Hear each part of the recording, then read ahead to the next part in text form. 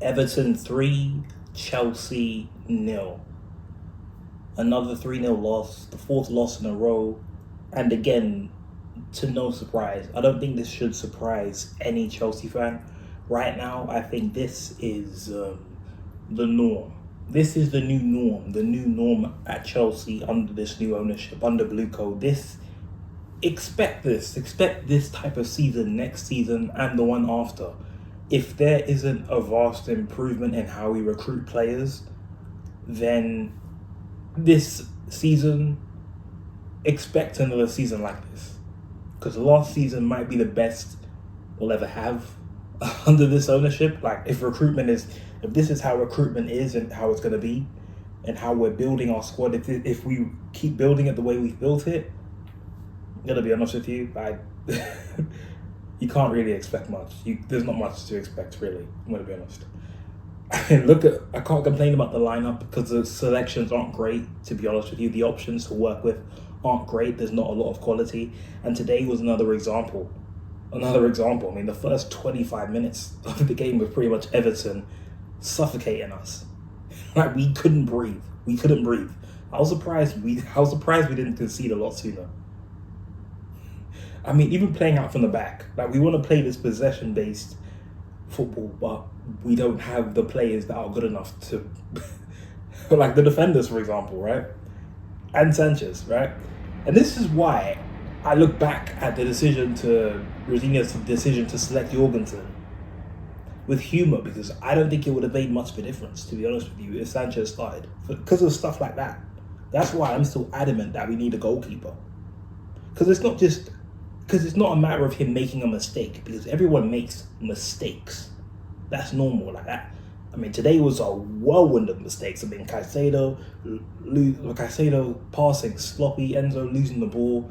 I mean, Garnacho is not really a mistake. He's just terrible. He's a terrible footballer. Pedro Neto crossing all wrong. Cucurella. I mean, even for the second goal, Andre Santos, Cucurella, and Enzo, like that.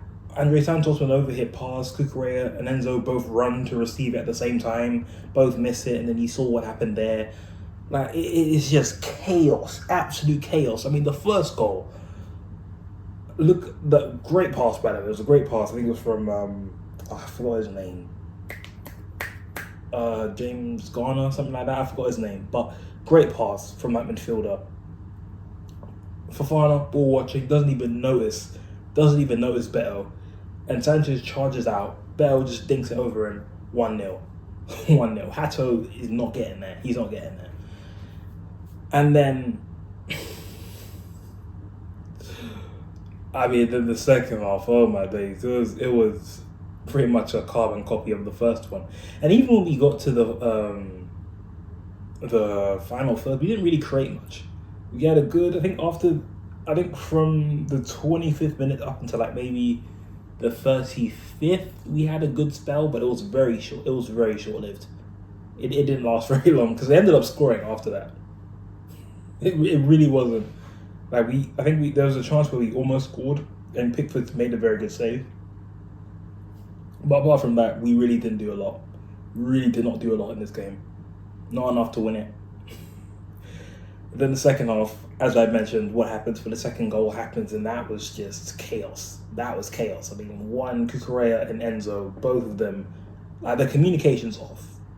Because not only is there no clarity over who's going to receive the ball, but neither of them get it. Neither of them get it. I think it was Barry that got the ball. And to be fair, the pass from Andre Santos wasn't great. It was a bit overhit.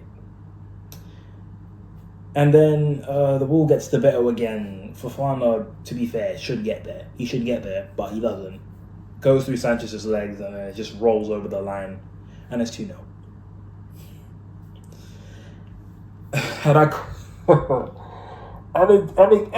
the jokes write themselves. Not only just that, the jokes don't only write themselves, but they get even funnier because later on, Rosinia, he takes off João Pedro and he takes off Caicedo. And to be fair, Caicedo didn't have a great game. He didn't have a great game. Enzo, horrible, did not have a good game. The only players that actually played well, I'd say, were Lavia And even Lavia, like he made maybe one or two mistakes in that game. So there was Lavia, and Palmer. I'd say probably oddly enough, because Palmer this season hasn't been good, but I'd say today he was actually decent. Wasn't amazing, but he was just decent. Oh, João Pedro. I'll be honest with you, it wasn't a great game. Like I've seen better performances. It wasn't a good game from him either, to be honest with you. And later on, Caicedo goes off for Tosin. I mean, the lap comes on, doesn't really make much of a difference. But Tosin, I don't know what the purpose of that substitution was. Maybe it was just because Caicedo was, I guess, one yellow card away from a suspension. That's the only reason I could think of for him to go off. Lavia went off.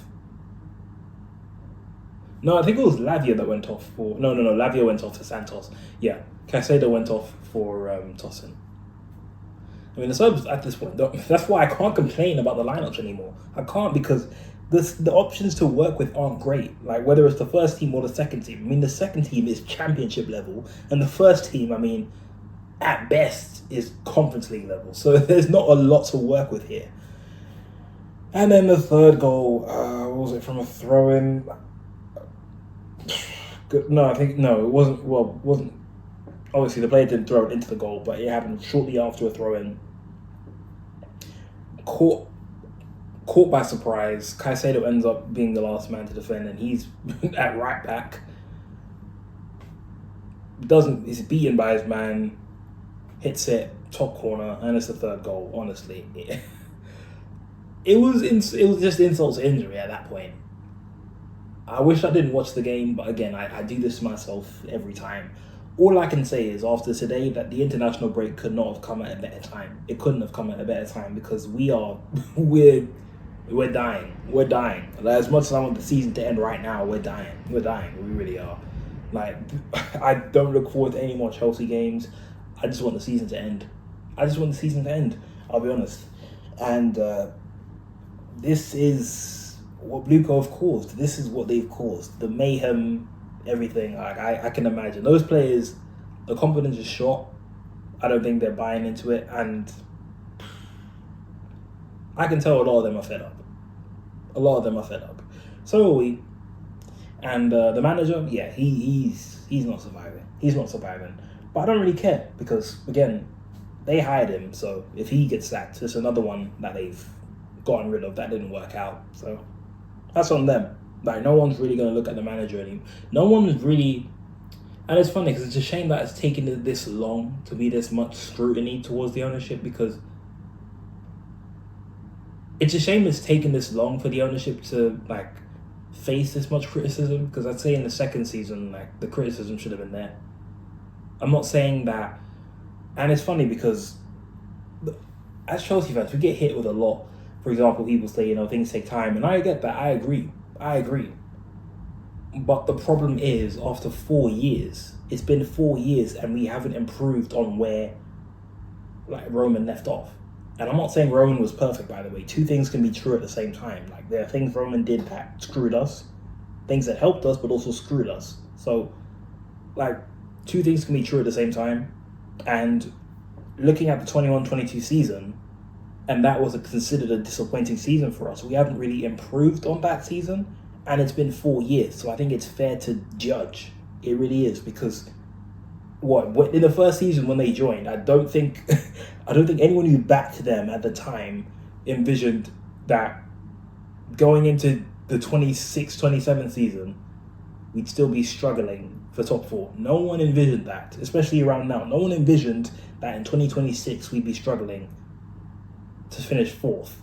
No one envisioned that, especially with the players we were bringing in and the players we are aiming to get and the talent that we were supposedly presented with. No one envisioned that. So I think we do have a right to judge. I think we have a lot of reason to judge and criticize and scrutinize. We do. Because we get told a lot, Chelsea fans are too used to instant success.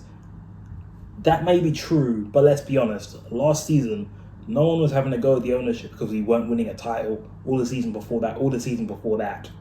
Last season, I think the majority of the fans, if not all, we're in agreement that top 4 and a trophy is enough. And we got that.